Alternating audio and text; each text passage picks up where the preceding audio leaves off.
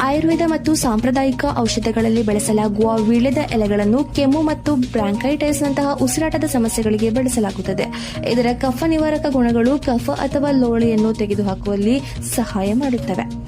ವೀಳ್ಯದೆಲೆಯ ದಪ್ಪ ಸ್ನಿಗ್ಧತೆಯ ದ್ರವವು ಗಂಟಲಿನಲ್ಲಿ ಊದಿಕೊಂಡ ಅಂಗಾಂಶಗಳ ಮೇಲೆ ರಕ್ಷಣಾತ್ಮಕ ಪದರವನ್ನು ಸೃಷ್ಟಿಸುತ್ತದೆ. ಇದು ಗಂಟಲಿನ ಕಿರಿಕಿರಿಯನ್ನು ಕಡಿಮೆ ಮಾಡುತ್ತದೆ.